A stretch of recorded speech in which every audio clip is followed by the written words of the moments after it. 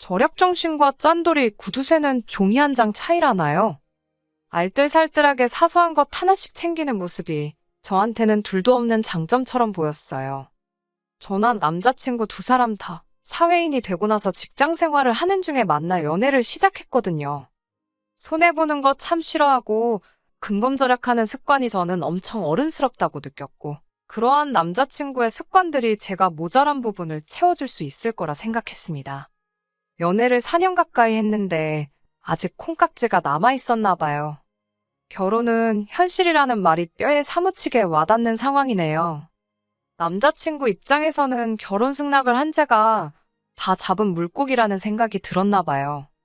연애하는 동안 남자친구는 이것저것 따져가고 계산해가면서 항상 합리적인 소비를 추구해왔어요.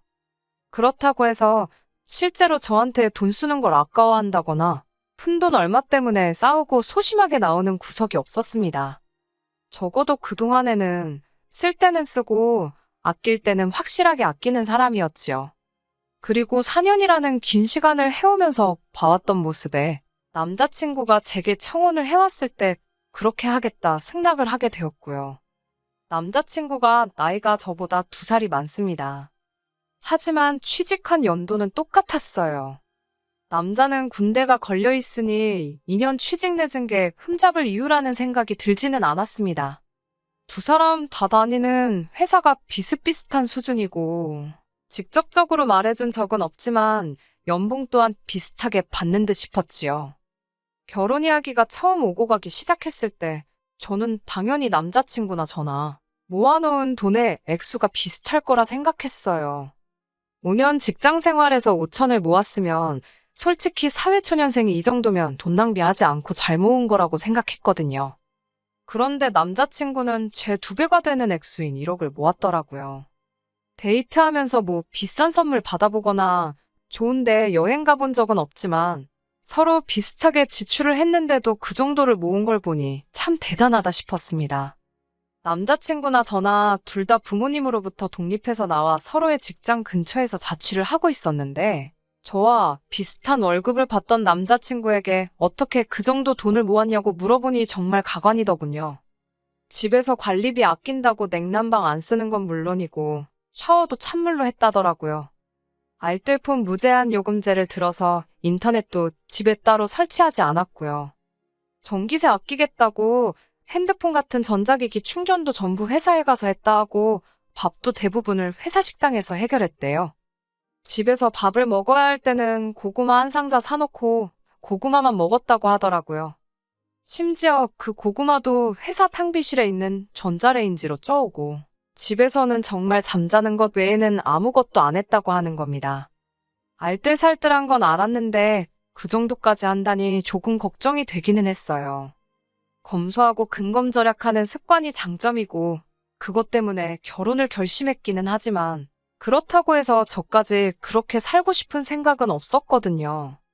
아무튼 그렇게 해서 남자친구가 저보다 모아놓은 돈이 훨씬 많기는 했습니다.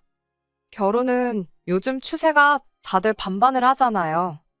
남자친구가 이것저것 따지는 성격이긴 하지만 그것 때문에 결혼할 때 금액을 똑같이 해오려고 생각했던 건 아닙니다. 이미 결혼 이야기 나오고 나서 서로 얼마를 모았는지 이야기를 했을 때도 남자친구는 특별히 제가 모아놓은 돈이 적다는 걸 이유로 아무 말도 꺼내지 않았었거든요. 그리고 결혼 승낙을 받으러 우리 집에 처음 갔을 때 저희 부모님이 저희에게 먼저 힘닿는 데까지 도와주신다고 이야기를 꺼낸 것도 있었어요. 제가 외동이기도 하고 저희 부모님이 노후 준비도 끝나 있고 다른 집에 비해 사실 여유가 조금 있는 편이기도 하거든요. 그래서 딱 남자친구가 모아놓은 금액에 맞추기 위해서 저희 부모님한테 5천 정도를 지원받을 생각을 가지고 있었습니다. 그런데 남자친구에게 그렇게 하겠다는 이야기를 꺼냈는데 남자친구가 너 그렇게 계산적인 여자라고 생각한 적 없는데 왜 그러냐며 화를 내더라고요. 난데없이 왜 화를 내느냐 물었더니 남자친구는 그러면 둘이 모아봐야 2억 아니겠냐며 사실 그 돈으로 서울에 빌라 전세 구하는 것 말고는 할 수 있는 게 없는 거 모르냐 하더군요. 요즘 대출금리가 어쩌고 저쩌고 서울에 아파트가 얼마고 모자란 돈을 대출받으면 그러면 한 달에 이자가 얼마, 우리 월급에 생활비 내고 대출이자 내고 얼마가 남고, 그러면 한 달 공과금에 대출이자 생활비까지 내고 나면 우리 수중에 얼마밖에 안 떨어진다. 이 계산을 하고 있는 겁니다. 그러더니 하는 말이 여유 있는 부모님 가진 것도 능력이라고 하면서 분명히 우리 결혼 승낙 받으러 갔을 때 물심양 면적으로 아끼지 않고 도와주신다고 했는데 뭐하러 힘든 길을 가려고 하냐며 집 할 때 모자란 돈. 그러니까 저희가 대출을 받아야 하는 만큼을 지원을 받아오면 좋겠다는 겁니다. 그래서 남자친구한테 예비 시부모님들은 얼마를 더 지원을 해주시는 거냐 물었지요. 그런데 남자친구는 그 말에 어이가 없게도 지금 자기 부모님이 왜 나오냐면서 어차피 지금 모아놓은 돈이 자기가 더 많지 않냐고 따지더군요. 자기 부모님들은 노후가 아직 안 돼 있어서 괜히 도움받아봐야 나중에 생활비다 용돈이다 달라고 하면 괜히 거절도 못할 거라고 배보다 배꼽이 더 클 테니 차라리 지원을 안 받는 게 좋다고 하더라고요. 무슨 말을 하고 싶은지는 대충 이해가 갔지만 아무리 저희 부모님이 여유가 있다고 해도 이게 경우는 조금 아니지 않나 싶기도 했습니다. 그런데 다행스럽게도 저희 부모님께서 흔쾌히 집을 해주시겠다고 이야기를 해오셨지요. 안 그래도 저희 외삼촌이 가지고 있는 아파트가 하나 있는데 요즘 집값도 내려가고 있고 급전도 필요하고 해서 정리 중인 게 있다면서 그 집을 아예 얻어주시겠다 하시더라고요. 저희 모은 돈으로 실내도 싹 다 갈아엎고 그러면 신혼부부 살기에는 모자랄 것 없을 거라고. 그리고 저희가 모아놓은 돈을 가지고는 차를 사도 되고 훗날을 도모하기 위해 저금으로 가지고 있어도 되지 않겠냐고 하더라고요. 몸둘바를 모를 정도로 감사했습니다. 여기까지는 정말 수월하게 지나갔어요. 비록 예비시댁에서는 돈 한 푼 지원받지 못하는 상황에서 저희 집에서 집을 해주는 거나 마찬가지인 상황이 되었지만 말입니다. 저희 부모님이 노후 준비가 다 되어 있는 상황이기는 했지만 그래도 다른 것도 아니고 집을 해주셨는데 다른 건 몰라도 저희가 어느 정도 자리가 잡히게 되고 부모님께서 완전히 은퇴를 하게 된다면 그때 가서 매달 용돈을 드리고 싶은 생각이 들었습니다. 노후 준비가 되어 있다고 하더라도 돈을 곳간에 쌓아놓고 필요할 때마다 꺼내 쓰시는 분들도 아니셨고 큰 지출을 하시게 되는 만큼 분명히 노후 대책에도 어느 정도 영향이 있을 거라는 생각이 들었어요. 그래서 이 정도 도움을 받았는데 조금이나마 제가 해드릴 수 있는 건 해주고 싶은 마음이 있었지요.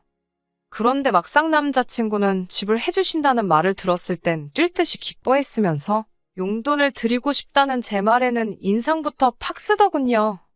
남자친구가 했던 말 중에 예비시댁에서 도움받으면 생활비다 용돈이다 달라고 하면 줘야 하지 않느냐고 하지 않았냐고 따졌지요. 그랬더니 남자친구가 자기 뜻은 안 바꿔 안 준다는 거지. 받게 되면 뭘 하겠다고 했던 말이 아니랍니다.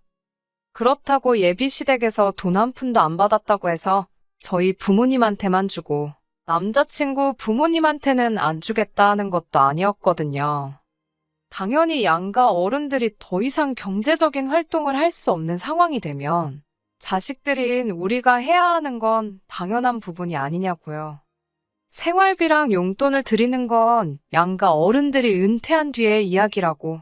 지금 당장 돈 나가는 것도 아닌데 왜 그걸 가지고 그렇게 싫어하느냐 했습니다.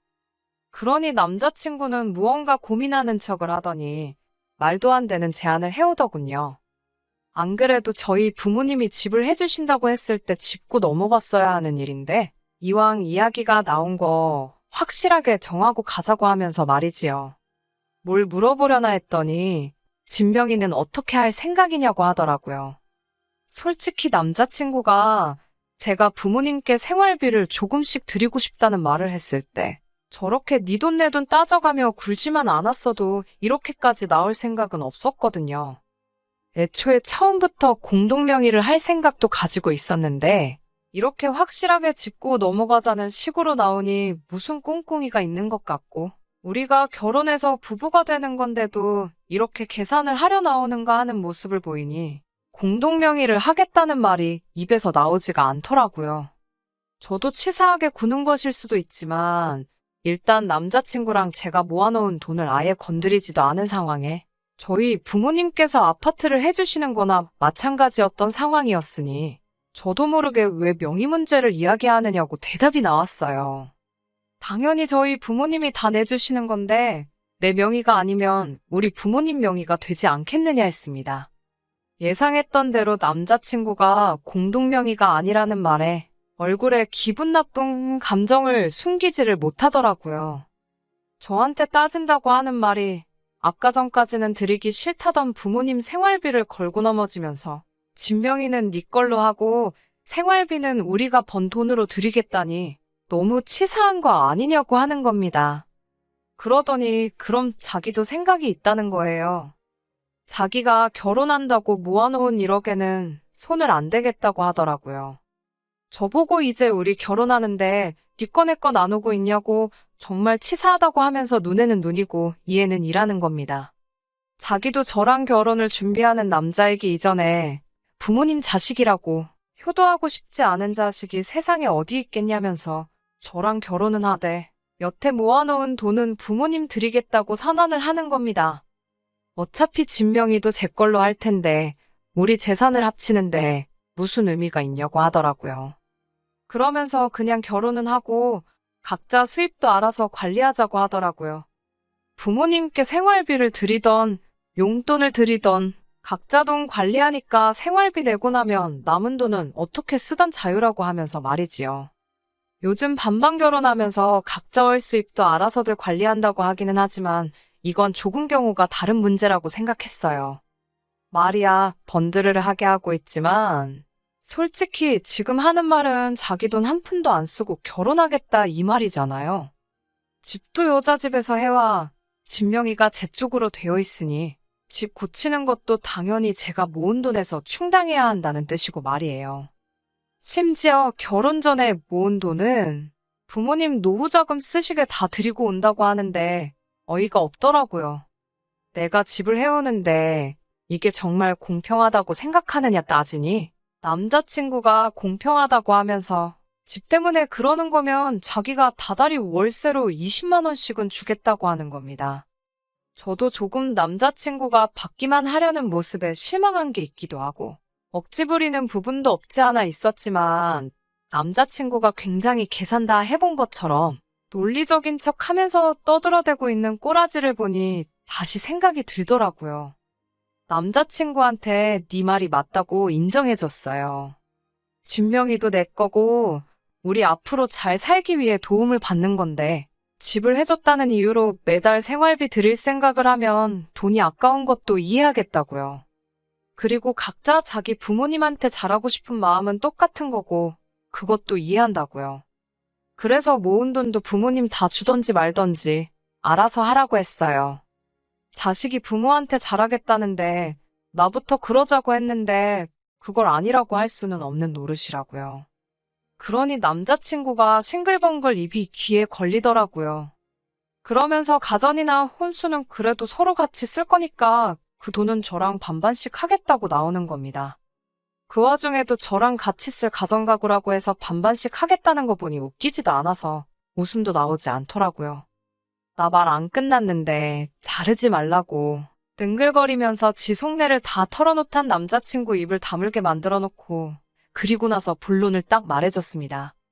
그냥 결혼 안 하겠다고 뒤집어 엎어버리겠다고요. 돈 굳었다는 생각에 싱글벙글거리던 남자친구가 대뜸 결혼 뒤집어 엎어버리겠다는 말을 듣더니 표정이 싹 굳어가지고는 안절부절하지 못하더라고요. 이해를 못하는 것 같아서 한 번 더 말해줬어요. 그냥 오늘부로 끝이라고 끝내자고 하는 말이라고요. 자기 부모님 부담될까봐 돈 한 푼 지원 못 받아오는 것도 좋다. 당장 들어갈 돈 아끼고 싶은 것도 구두쇠인 것도 다 좋다고. 그런데 보자 하니까 아주 사람 너무 우습게 보는 거 아니냐고요. 내가 너한테 월세 받으려고 결혼을 하는 건 줄 아냐. 부모님한테 말해서 집까지 해오겠냐고. 남편한테 월세 받으면서 살 거면 그게 룸메이트지. 뭐하러 결혼까지 할 필요가 있느냐고 했습니다. 네 거 내 거 알아서 다 따로 챙기고 월세 내고 내 집에서 얹혀 살겠다는데 나는 룸메이트 필요 없으니까 네가 모은 돈 네 알아서 하고 그냥 결혼도 하지 말자고 말하고 자리 박차고 나왔습니다. 그리고 어디 한번 서울에서 20만 원짜리 월세 아파트 잘 구해보라고 했어요. 그 와중에도 돈 아끼고 싶어서 어디 20만 원을 월세라고 줄 생각을 하고 있느냐고요. 쫓아와서 사과하면 풀릴 줄 알았는지 한참 지나서 저 먼발치서 쫓아와서는 자기가 잘못 생각했다며 다시 생각해보자고 월세를 2배를 더 주겠답니다. 20만 원 주기로 한 걸 40만 원 준다고 세상에 반성을 하고 싹싹 빌어도 모자랄 판에 흥정을 하고 있으니 어이가 없더라고요. 뒤꿈치로 남자친구 발을 비틀듯 확 밟아주고 왔네요. 내 근처에 한 번만 더 얼쩡거려보라고. 내가 4년 연애한 세월이 아까울지언정 너 같은 놈하고 결혼하는 평생 후회할 만한 선택은 하지 않겠다고요. 서울에 5억 아파트 해온다는데 내가 이 나이 먹고 너보다 잘난 놈 하나 못 만나겠냐고 거지는 사절이라고 말하고 뒤도 안 보고 집으로 돌아왔습니다. 그 와중에도 밟힌 지 발등이 아파서 신경 쓰였는지 아니면 자기도 자기가 한 짓이 가망이 없다고 생각을 한 건지 멀어지는 저를 쫓아올 엄두도 못 내고 있는 남자친구를 보니 헤어져도 100번은 잘 헤어졌다는 생각이 들었습니다. 계산적이고 사소한 것 따지는 성격 진작에 알고 있긴 했지만 저는 최대한 좋은 점만 보려고 했어요. 결혼하면 아마 두 사람의 서로 다른 성격이 시너지를 일으킬 거라고 생각했고 서로의 단점들을 보완해 줄 수 있을 거라 믿어 의심치 않았거든요. 그런데 그냥 지 속은 챙길 거 다 챙기고 싶어 하면서 남의 주머니에 지 돈 들어가는 거 아까워서 견디지 못하는 구두쇠 짠돌이었다는 걸 그 본질을 깨닫지 못한 제가 참 바보였네요. 그래도 마지막에는 속 시원하게 단칼에 잘라낼 수 있어서 다행입니다. 결혼을 못해서 안달이 난 것도 아니고 오히려 시간적 여유가 생긴 것 같으니 부모님한테 잘하면서 천천히 조급하지 않으려고 합니다. 좋은 짝이 있다면 제가 찾을 필요도 없이 제 옆에 나타날 거라 믿으니까요. 끝까지 들어주셔서 감사합니다. 오늘의 사연은 여기까지입니다. 구독과 좋아요, 알람 설정 부탁드리고 더 좋은 사연으로 다시 찾아뵙겠습니다. 감사합니다.